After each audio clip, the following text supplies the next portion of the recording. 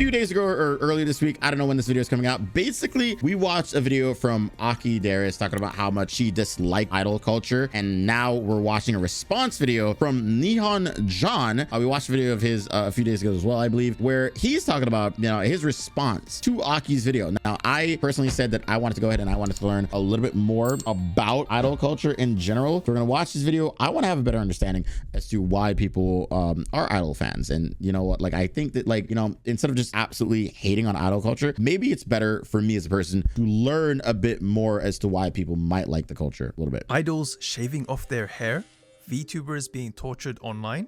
Are VTuber and idol fans just toxic weirdos? Well-known anime and otaku-related content creator Aki Darius might seem to think so. I wonder why. Aki Darius recently made a video seemingly declaring war on VTuber and idol fans, and as a VTuber fan who does also like some idols, I thought I'd make a response video. I mean, fair enough. Hopefully I didn't declare war when that video comes out, because I am recording this after the fact and I have no idea how people are going to react to that. Hopefully it was all positive stuff, I hope. Put a link to her video in the description below, but the basic gist is that she isn't a fan of idol culture, more specifically the toxic part that is brought out by certain fans or passionate fans. I mean, I think I said this as well in my video, where it's definitely not all idol fans for sure, because the things that you normally see online are the loud minority, like half the time. I feel like most people probably like super chill about this stuff. That's it. And she lumped together idol, VTubers, and K-pop fans. Now, to make this a more meaningful video, I will be throwing in a bit of history and talking about some of the terminology that is used within those spaces. However, I actually do not know much about K-pop, but apparently there are some similarities with their fan bases and those of the idol culture in Japan, but I will be mainly focusing on the VTuber and idol aspect. Now, right off the bat, those particular fans that we in the VTuber community think of as a problem, the ones that want their oshi, their fave, to be kept pure and untouched, are what we call unicorns. Yes. Interesting. Okay, so I've heard the term unicorn before, and I thought it was a crazy term. And I'm not sure how true it is that they are actually just called unicorns, but here, clear it up. The mythical creature is said to be... Is this an AI generated image? Why does it look like it's an AI generated... I don't care. Whatever. A shoujo lover, a lover of girls who haven't yet tasted the sausage, and the action for I'm sorry, what the hell was that description? Hello?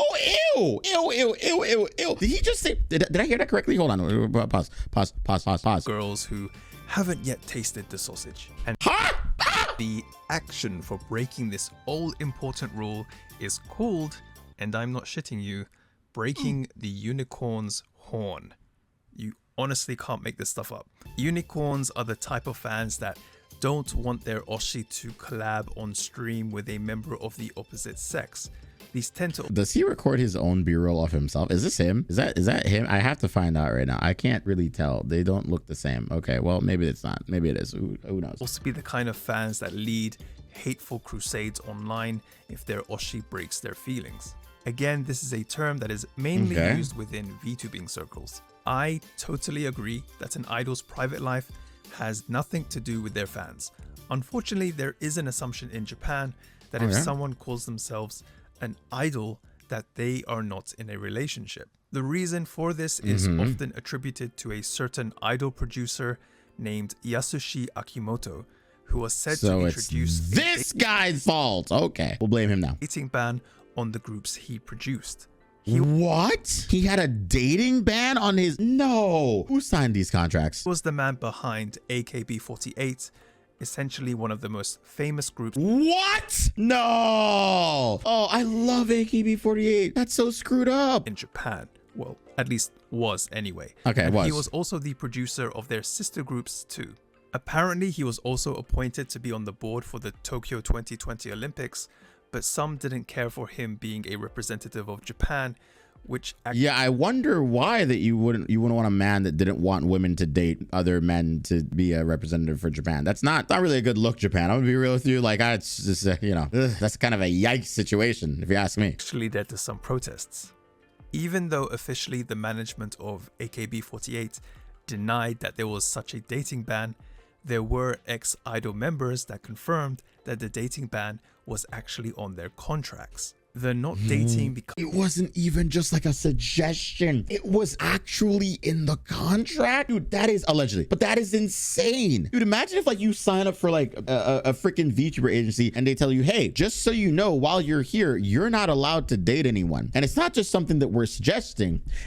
Why am I saying that? Anyway, it's not just something that we're suggesting. It's actually written in your contract, an article, whatever, blah, blah, blah. Is that even legally binding? Like, I wonder, like, if that's like actually legally binding. Can we get like a lawyer to tell me if it's legally binding for your job to tell you whether or not you can or cannot date people? Because that just seems a little inhumane if you really think about it. Because you're an idol thing was something before Yasushi Akimoto, but it said he helped propagate it into more modern times. Reasons the dating ban exists is simply because it was a way to differentiate from other idol groups, to make them seem more appealing.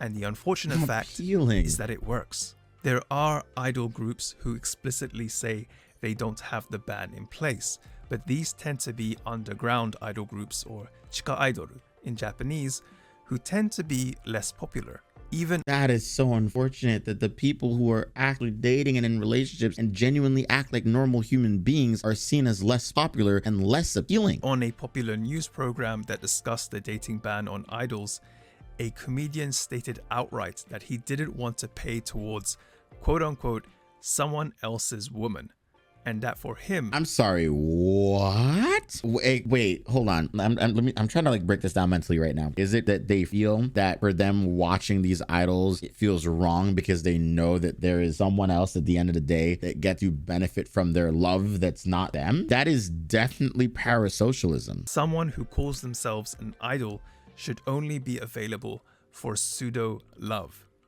I guess you could also say parasocial relationships.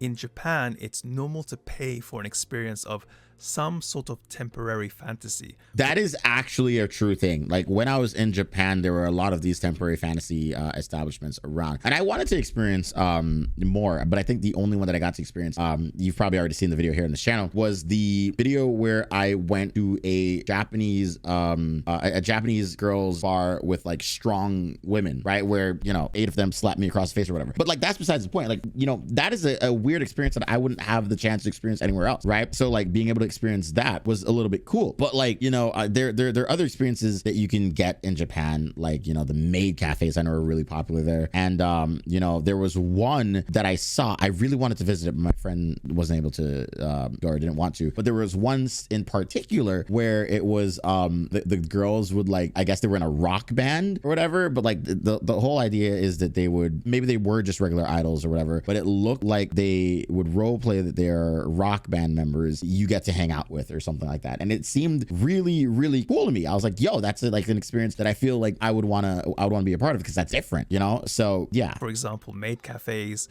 or host clubs or hostess bars, you know, that's a fancy place where guys go to talk to beautiful girls that serve you drinks. Which also is a little strange to me, that like people actually go to host clubs because they just want to talk to someone that they feel like they can't have in real life. Like that is just a weird fantasy, right? Like I feel like with enough power, responsibility, and if you're funny enough and have enough of an ego, you could definitely pull. Okay, that's all I'm saying, fellas. I feel like you could pull. Okay, I'm looking at the woman to the left and the right. They're both beautiful women. I feel like if you talk to any of them, you could pull them. You just have to have a damn good personality. You play a certain role within that fantasy, and that's your job. And if you do it like you're supposed to, you will be rewarded. So in the case of idols, it's being available or the illusion of being available. And yes, I know it sounds kind of nuts. Also, believe it or not, it's actually a sort of unspoken rule for idols that if you are in a relationship, that you keep that shit under wraps. And there are actually fans who understand that and want it to be kept that way. Yeah, no, I feel like most fans actually understand that their idol is actually in a relationship, but then they don't want the immersion, right? Like there's a popular saying in the VTuber sphere of like, oh my God, don't break my immersion, when they don't want VTubers to show their face, and or in a case like this, they don't want their VTuber Oshi to tell them that they're in a relationship, right? Like people actually just rather not know and live within that fantasy world, right? In fact, if it does become known that an idol is dating, I've seen reactions from some Japanese fans that express disappointment that the idol couldn't keep that relationship secret. Aki also brings up the story of Minami Minagishi, who was in AKB48 during their golden period. The Shukan Bunshun, essentially paparazzi, released an article that said that Minami had spent the night with a member of a boy band. As a result, AKB48 demoted her. An idol being demoted. They demoted her for fucking? That's crazy. Bro, imagine you can't even get your rock off, dude. I don't know why I called it that. Like, that just sounds insane to me. That like something like this actually even happened. Right? Like, just the idea that you spend the night and do adult activities with another adult and you could lose your job because of that is just completely crazy to me. Apparently hadn't happened in like 4 years. So this was them actively punishing her as a way of appeasing fans. That's when Minami shaved her head. So this was supposedly of her own volition, but AKB48 published a video on their official channel of her apologizing with her shaved head, begging to be kept in AKB48. Absolute madness.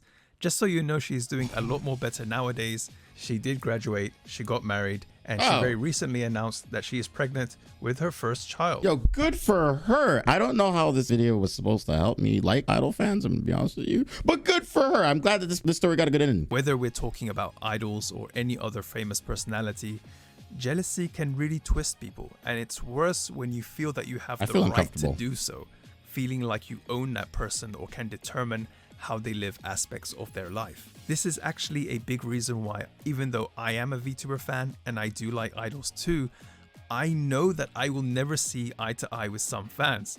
To me, the people up there on stage or on stream are entertainers who want to bring joy to other people, and I can't understand being in an age where such a ridiculous ban still exists. Anyway, okay, all right. So he's definitely on Aki's side, it seems, more or less. And to be fair, I was on Aki's side with my video as well, right? Enjoyed Aki's video, so go and check it out if you haven't already. I enjoyed this video. Let me know what you think. Should idols stay single? Anyway, thank you very much for watching this video. Good video. I really appreciate it. Yo, really good stuff. I'm nearly at 1,000 subs. Oh, this is what he looks like. Want to watch more videos? Yo, wait, okay, hold on, pause, listen. All right, thank you for watching my video. His video is going to be linked in the description down below because I think his video is absolutely informative and it has definitely helped me understand a little bit more. But yeah, he's a little over 1,000 subs now. I feel like we need to get him more subs. So please, guys, if you're watching my video, I'm reacting to his video. It's in the description down below. Go over to his channel, watch his original video, watch his other videos, and definitely subscribe to his channel as well. But thank you for watching this video in general. I'll see you guys in the next one. Basically tomorrow, if you're watching these daily, because I am uploading daily. I can't even speak right now. Goodbye, guys. Take care. Bye. Say bye to the Twitch chat. You can join us there when you do this. Bye.